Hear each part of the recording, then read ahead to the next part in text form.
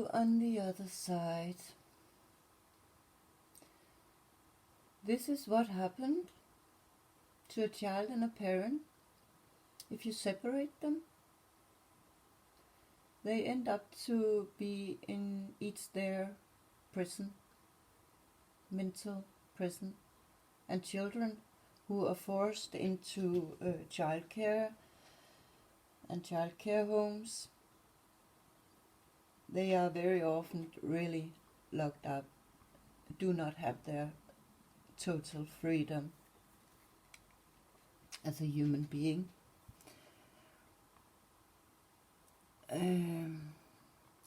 Here I see the person, the tears are running down, and I think the tears here symbolize the kind of wrinkle they say you can get in your face if you are in sorrow, and it ends up to be in deep, deep grief, I think it's called, very deep sadness.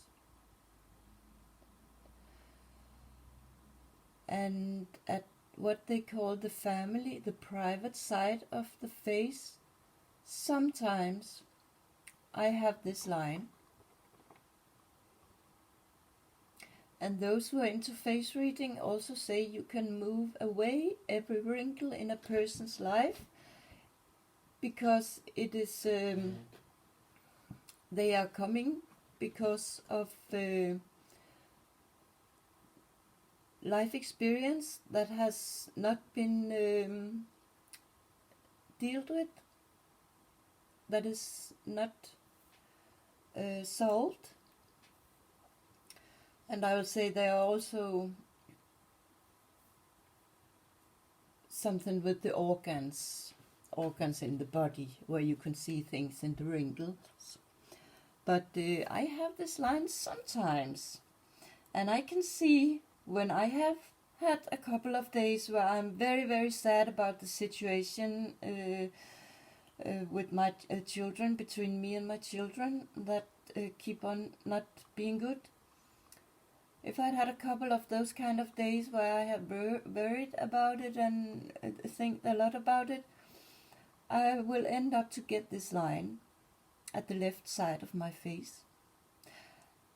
And when I have days where I feel much better and where my thoughts are not running around that subject, I only have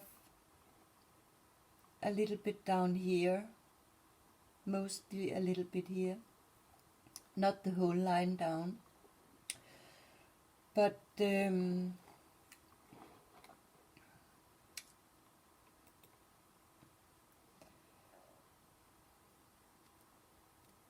when system break up family ties, it's the same as sending the person to the death row.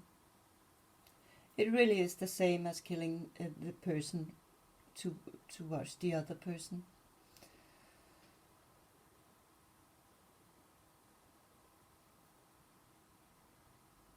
Here there's something with the last meal. They talk very much about those who are ended up to be killed because of criminality and so on. They are allowed to decide what they want to eat for the last meal. And of course there could be some kind of symbolism to Jesus, I see. And they were a last meal. But here we have one who wanted a big red apple, and I'm pretty sure that must be a Masonic joke. A part of the whole world joke.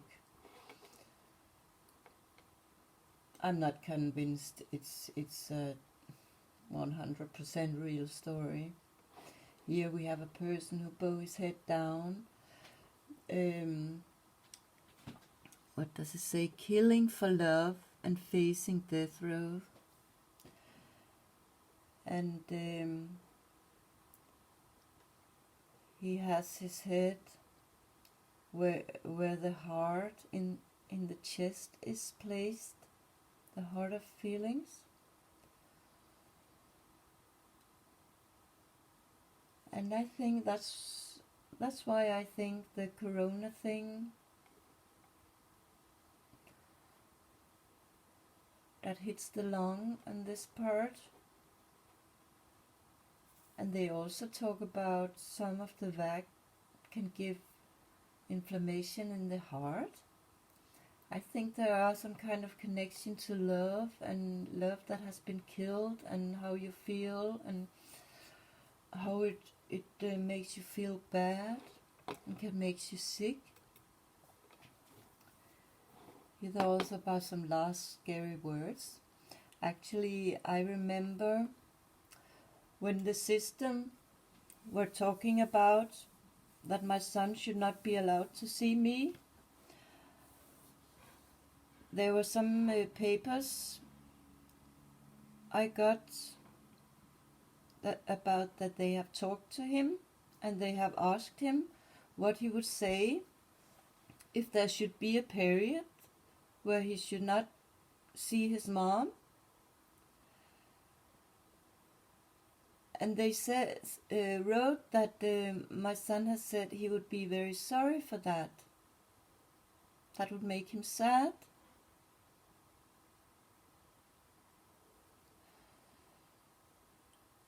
And here, for among half a year ago, where I talked in the phone with my son, I said to him, there's something I've been thinking about. Can I ask you about something?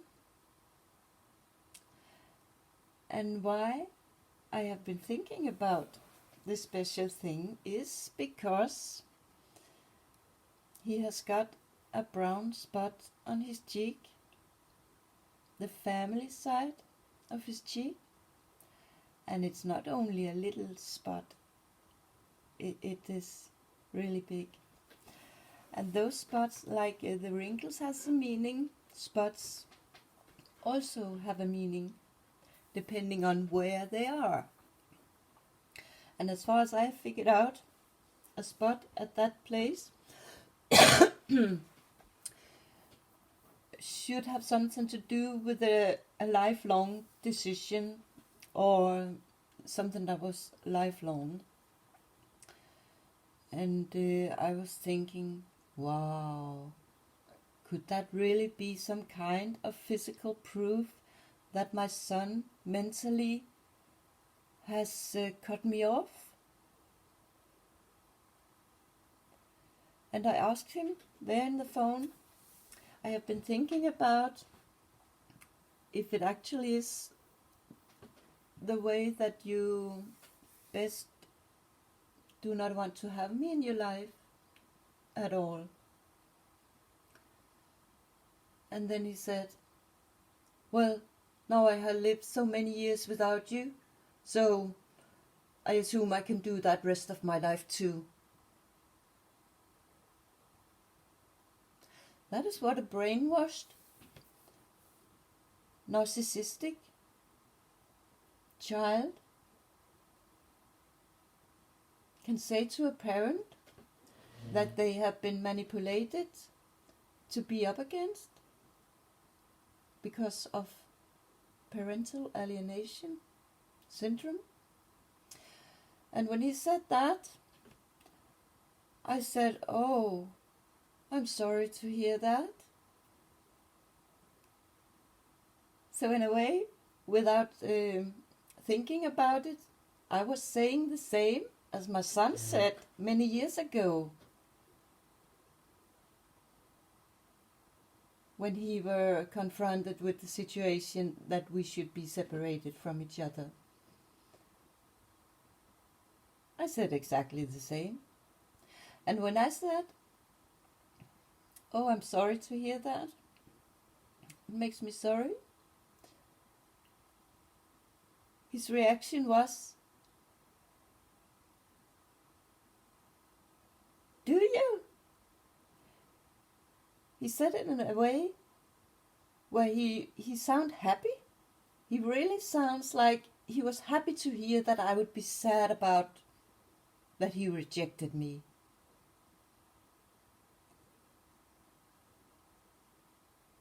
That is one of the things you who think it's okay to steal children, you are a part of.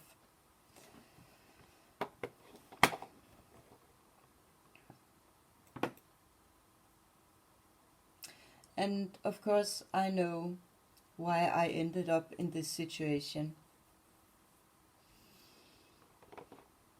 I could see something was not okay. I could see what was going on was not clean in the edge, as we say.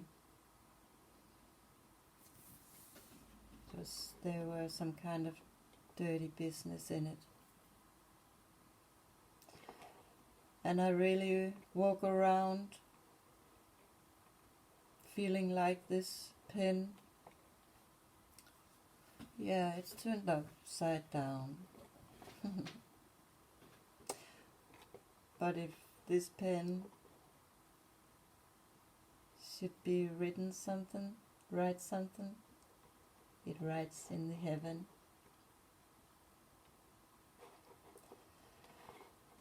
Oh, there are so much symbolism in everything.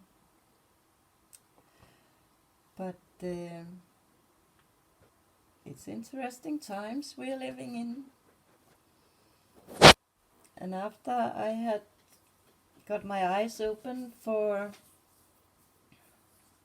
the coding of things,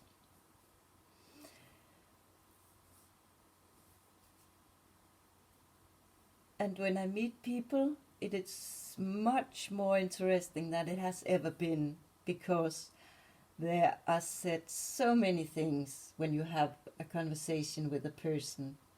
And now I feel that I can much better figure out if this person is among the good persons, or if this person is actually serving the Dark Master, as we call it. And that, I really must say, it has made my life much more interesting. But shocking,